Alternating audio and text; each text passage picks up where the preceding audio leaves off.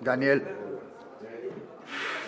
hoy hablamos de que para educar primero hay que crear un vínculo con los alumnos. Platícanos algunos puntos, cómo hay que llegar desde la mañana pensando para que vaya a ser un día exitoso como maestros, pero no nada más como maestros, como papás, porque creo que todo aplica a tu forma de hacerlo y hasta como empresario. Sí, me parece. Yo creo que lo primero es que te guste lo que haces, que te apasione lo que haces. Si no te gusta y no te apasiona lo que haces, difícilmente vas a poder llegar a esas 7 de la mañana a tu oficina, a tu colegio, a tu salón de clase, con esa actitud de querer transmitir, de querer ser algo y de querer modificar la conducta de alguien más. Entonces yo soy un ferviente admirador que lo primero que tienes que hacer para tener éxito en la vida es que te apasione lo que haces. Muy bien, ya te apasiona.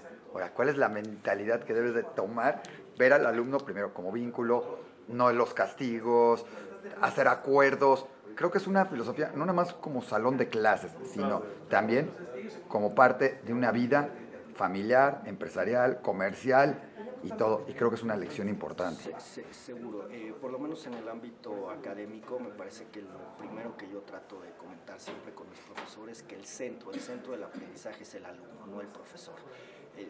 Lo comentábamos hoy en la conferencia, un alumno nunca va a aprender algo que no quiera. Entonces siempre hay que buscar la motivación, siempre hay que buscar la curiosidad, siempre hay que buscar esas ganas de querer aprender. Y eso el profesor tiene que tener las habilidades para poderlo llevar a cabo dentro del salón de clase.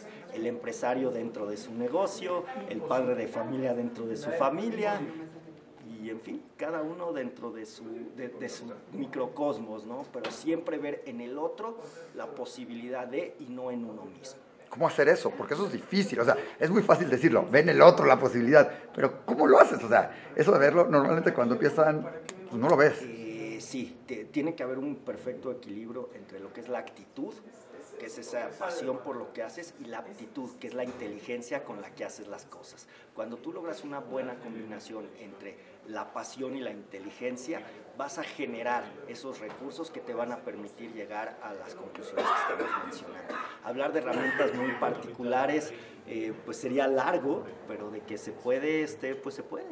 Ahora, es importante. En la vida escolar, en la vida familiar, ha ido cambiando. Antes, el maestro educaba y enseñaba a base también de un control total de porque lo digo yo, y porque lo digo yo, y porque lo digo yo. Y si no te gusta, estás, la palabra mágica, castigado. En algunos tiempos había hasta los golpes, lógico, luego pasó a los castigos. Y ahora se habla de otras cosas porque no podemos decir castigo porque como papás nos tachan como malos. O sea, ¿cómo castigas?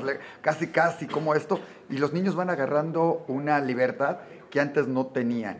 ¿Cómo manejas parte de los límites que tienen que existir en un salón, en una casa? Tienen que existir límites. Me parece que si esos límites se imponen es más complicado. Tampoco se negocian, se acuerdan. Entonces, ese acuerdo siempre nos va a llevar a una mejor convivencia en todos los sentidos. Y siempre uno como profesor tiene la posibilidad de acordar en función a lo que es mejor para el colectivo y en este caso para el alumno. Tomar siempre como el centro del aprendizaje al alumno es importante.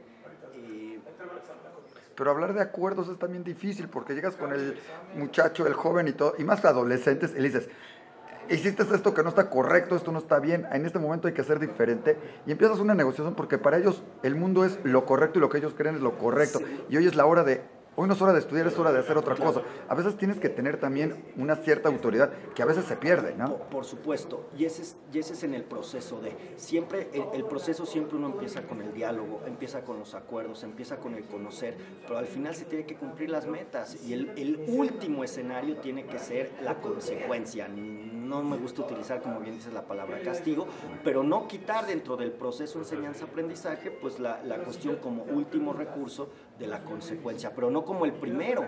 Las consecuencias tienen que estar establecidas antes, o muchas veces cuando ya te llega al límite pones cuál es la consecuencia. No decimos castigo, no la consecuencia, pero dentro de los acuerdos es importante que estén claras cuáles son las consecuencias por el incumplimiento de lo que se está acordando.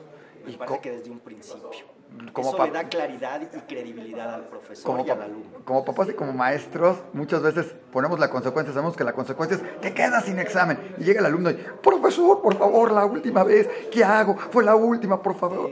¿Qué sucede? Y sucede en la casa. Lo comentamos, el primer requisito fundamental para que funcione una consecuencia es que la cumplas.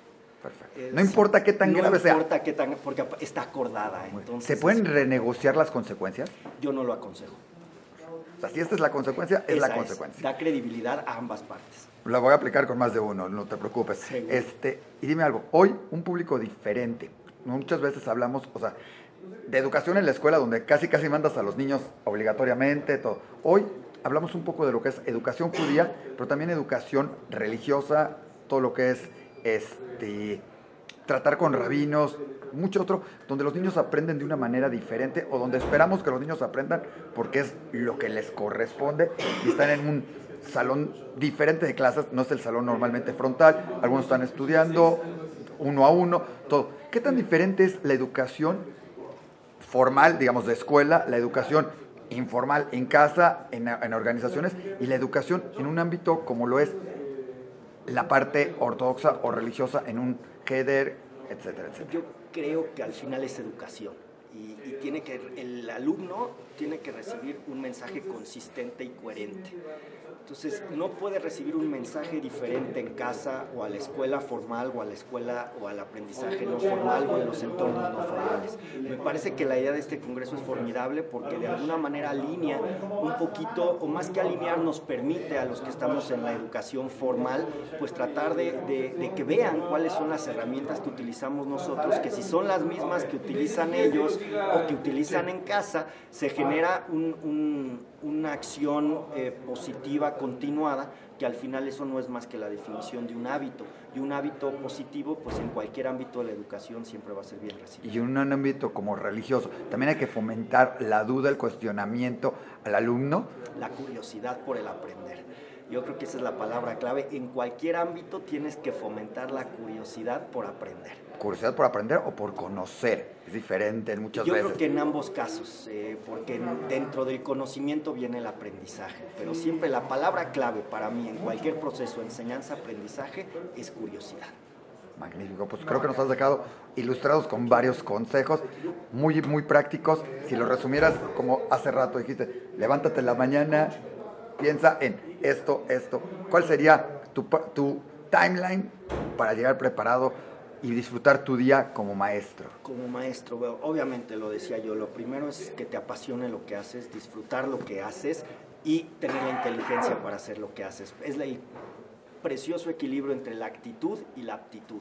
De nada me sirve ser un tremendo profesor en cuanto a conocimiento si no lo sé transmitir a mi alumno o si no tengo la pasión por transmitirlos. Y por el otro lado, de nada me sirve ser un apasionado con mis alumnos si no tengo el conocimiento para poderles transmitir. Entonces, ese equilibrio entre conocimiento y pasión, yo creo que hace una fórmula exitosa que es un tremendo profesor.